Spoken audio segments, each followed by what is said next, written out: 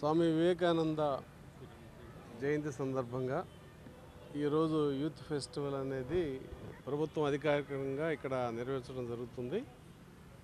Youth అంటే యువత ఈ దేశానికి ఆస్తి, ఈ దేశానికి బలం. ప్రపంచంలో భారతదేశం ఇంకొక 25 సంవత్సరాలు హ్యూమన్ రిసోర్సెస్ని ఎక్కువగా వాడుకునే దేశంగా మిగిలిపోవడం కారణం ఏంటంటే వాళ్ళ భారతదేశంలో యూత్ ఎక్కువ ఉంది. అయితే మనకున్న యూత్కి ఉన్న ఇబ్బంది ఏంటంటే మన ఎడ్యుకేషన్ సిస్టంలో చదువుకి జాబ్కి కనెక్టివిటీ లేకపోవడం వలన చాలామంది ఎక్కువ చదువుకున్న వాళ్ళు కూడా నిరుద్యోగులు ఉండటం జరుగుతుంది.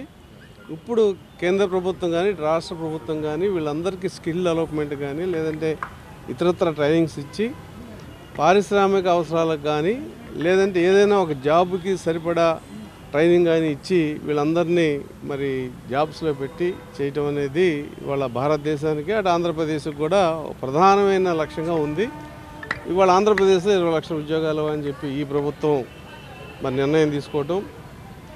ఎక్కడ మీరు ప్రపంచంలో ఏ దేశానికి వెళ్ళినా కూడా ప్రతి 5 కంపెనీల్లో ఒక కంపెనీ CEO కానీ లేదంటే ఆ కంపెనీలో ప్రముఖ పాత్ర వహిస్తున్న వాళ్ళు భారతీయులు.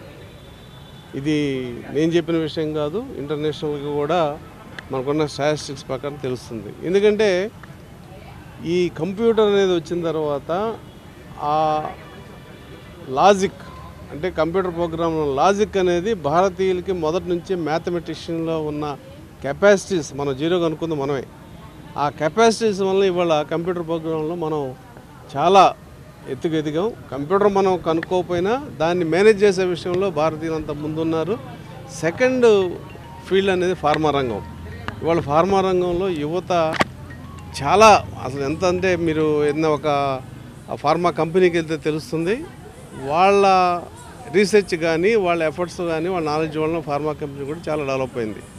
ఏదైనప్పటికీ కూడా ఈ భారతదేశానికి ఆస్తి, బలం యువత. అటువంటి యువతను ప్రోత్సహించే ప్రోగ్రాంలు ఈ కల్చరల్ ప్రోగ్రాంలే కాకుండా అవకాశాలు కూడా ఎడ్యుకేషన్ సిస్టమ్ మార్పు అనేది ఆంధ్రప్రదేశ్లో ప్రారంభమైంది. ఆ ఎడ్యుకేషన్ సిస్టమ్ వాళ్ళకి ప్రాక్టికల్గా బయటకు వచ్చిన తర్వాత ఉద్యోగ కల్పనలో ఉపయోగపడేదిగా ఉండాలనే విధంగా ఇవాళ డిజైన్ చేయడం జరుగుతుంది. ఏదైనప్పుడు కూడా ఈ ప్రభుత్వంలో యువతకి ప్రధానమైన పాత్ర ఉంది.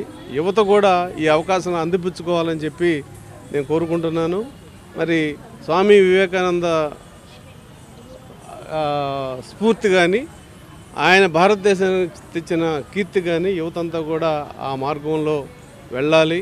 మానసికమైన బలం, ఒక పట్టుదల, కార్యదీక్ష ఇవన్నీ కూడా యువతలో పెంపొందించడానికి ప్రభుత్వం తీసుకునే ప్రతి చర్య కూడా హర్షించదగ్గదే.